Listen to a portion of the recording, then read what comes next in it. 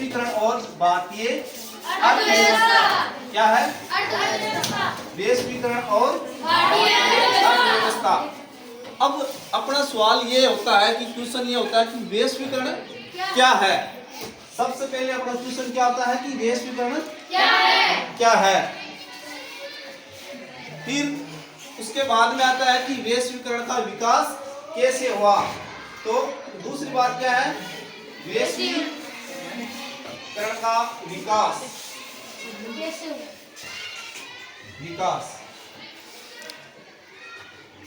अब तीसरी बात अपनी यह है कि इसका कारण क्या है, मतलब ऐसे कौन से कारण नहीं होंगे कि हमें इस प्रकार के कदम उठाने पड़े। तो वैश्वीकरण के कारण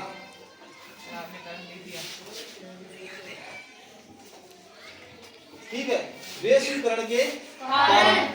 अब सबसे पहले अपना क्वेश्चन ये है कि वैश्वीकरण क्या है? होता क्या है, वास्तव में वैश्वीकरण क्या होता है। अब अपन इसको एक अलग नाम से देखें तो इसको अपन भूमंडलीकरण भी कह सकते हैं। क्या बोल सकते हैं? भूमंडलीकरण। और एक अन्य नाम से अगर अपन देखें कि एक दूसरा नाम देखें या इंग्लिश का मीनिंग देखें इसका, तो वो होगा ग्लोबलाइजेशन। क्या होगा? ग्लोबलाइजेशन। ये तो हो गए इसके नामकरण। अब क्वेश्चन वापस वही है कि वैश्वीकरण होता क्या है। तो अपन यहाँ देखेंगे कि कोई एक देश अपने बाजारों को, किसको? कोई एक देश अपने बाजारों को अन्य विश्व के अन्य देशों के साथ में जोड़ता है। कोई एक देश अपने बाजारों को विश्व के अन्य देशों के बाजारों से जोड़ता है। एक तो ये होगी एक नंबर, मतलब बाजार से बाजार को जोड़ना।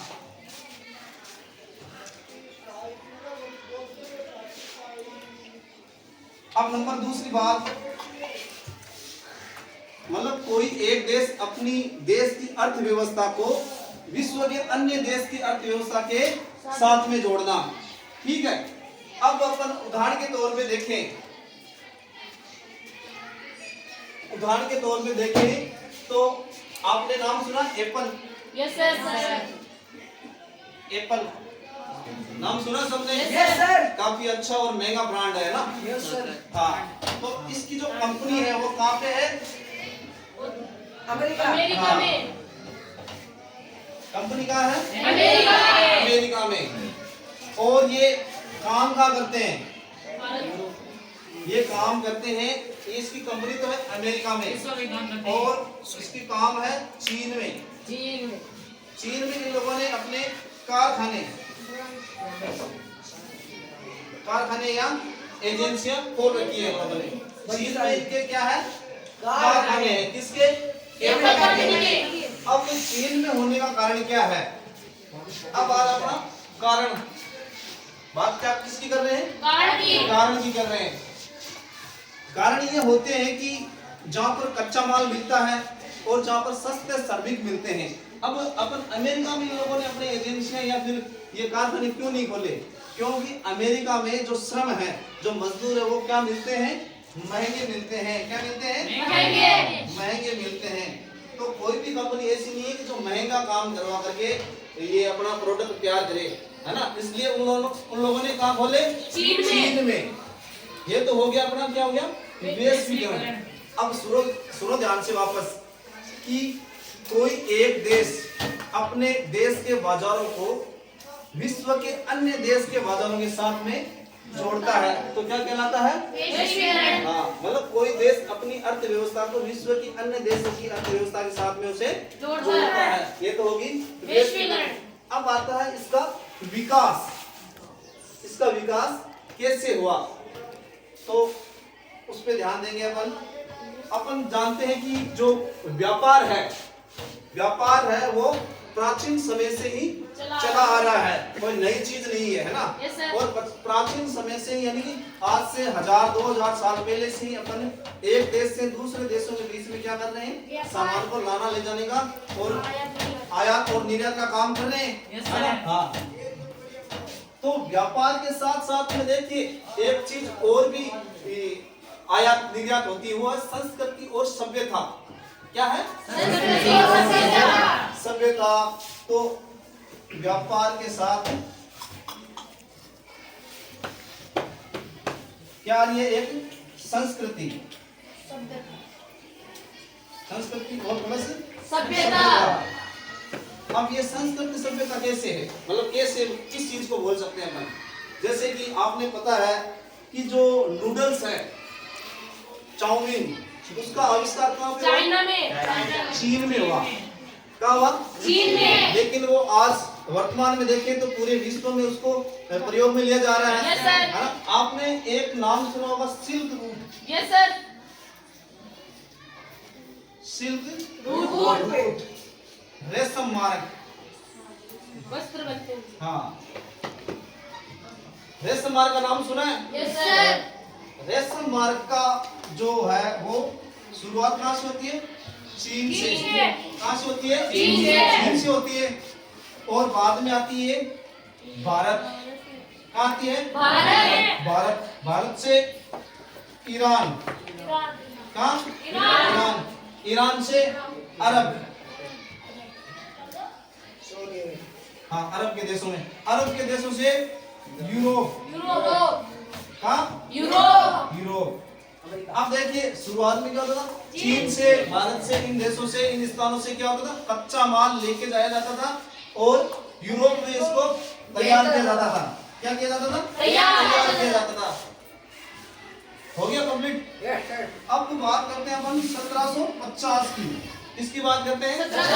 1750 में यूरोपीय जो देश है, इसमें क्या आई थी? औद्योगिक क्रांति। क्या आई थी? औद्योगिक क्रांति।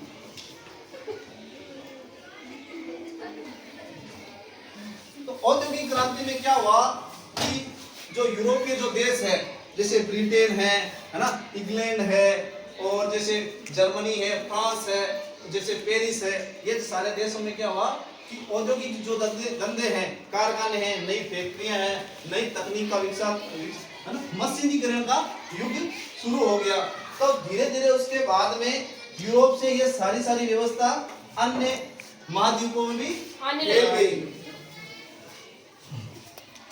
अब अपने आ रहा है कारण, वैश्वीकरण का कारण, कि वैश्वीकरण का कारण क्या होता है, वैश्वीकरण करने का क्या कारण है। अपना देश आजाद कब हुआ भाई? देश आजाद कब हुआ? 1947। हाँ, अपन बात करते हैं भारत की। किसकी बात करते हैं? भारत की। आजाद कब हुआ? 1947। हाँ, 1947। 1947 में हमारा देश आजाद हुआ। उसके बाद में जो प्रथम सरकार है कब बैठी? 1951-52 में। उस समय सरकार के पास में बहुत ही बड़ी चुनौतियां थी। चुनौतियां ये थी कि सरकार के पास में पूर्ण संसाधन नहीं थे, क्योंकि उससे पहले जो हमारा देश है वो औपनिवेशिक देश था। क्या था? औपनिवेशिक देश था। तो 1951-52 के बाद में सर्वप्रथम गवर्नमेंट ने हरित क्रांति का नाम सुना आपने? हरित क्रांति, जो कि जिसका समय था 1970 से 75 का जो टाइम है वो था हरित क्रांति का समय था। इस समय भारत में हरित क्रांति से संबंधित भारत में काम किए गए थे, और जो खाद्यान्न फसलें हैं, कौन सी फसलें? खाद्यान्न फसलें हैं, और जो उनको क्या दिया गया? बढ़ावा दिया गया था। तो हरित क्रांति में इस प्रकार के परिवर्तन देखे कि भारत में जो खाद्यान्न फसलें हैं तो बहुत ही ज्यादा मात्रा में और बहुत ही अच्छी किस्मों में पैदावार क्या हुई थी? बहुत ज्यादा पैदावार होगी। तो सामने सवाल ये खड़ा होता है कि ये जो आवश्यकता से ज्यादा जो सामान है अपने पास, उसका क्या करें, है ना? अब उसको सड़ने थोड़ी देंगे अपन, सड़ने देंगे नहीं, इसलिए हमें क्या करना होगा? उन्हें बेचना पड़ेगा। अब देश में तो पहले ही बहुत ज्यादा है, तो देश वाले तो कोई खरीदेंगे नहीं, इसको बाहर बेचेंगे, तो बेचने के लिए अपने को क्या देना पड़ता है? शुल्क, सीमा शुल्क देना पड़ता है ना, जिसको बोलते हैं ट्रेड बैरियर। क्या बोला जाता है? ट्रेड बैरियर, यानी कि जो व्यापार बाधा है, व्यापार की जो बाधा है उसको खत्म करी, व्यापार की बाधा को कंप्लीट की और उसको खत्म करके इसको क्या कर दिया? हटा दिया गया, ट्रेड बैरियर को हटा दिया गया। और उसके बाद में जो WTO, कौन? वर्ल्ड ट्रेड ऑर्गेनाइजेशन, यानी विश्व व्यापार संगठन ने एक नई नीति अपनाई जिसका नाम क्या है? और ये कब हुई, इसका समयकाल क्या है? 1991। 1991 के बाद में 1991 के बाद में ऐसी नीतियां लाई गई कि कोई भी देश है ना, कोई भी देश अपने देश में उत्पादित कच्चा माल हो, चाहे उत्पादित कोई उत्पाद हो, वह अन्य देशों को आयात कर सकता है, निर्यात कर सकता है, मतलब किसी प्रकार से बेच सकता है और उसे खरीद भी सकता है। बंद कर दे।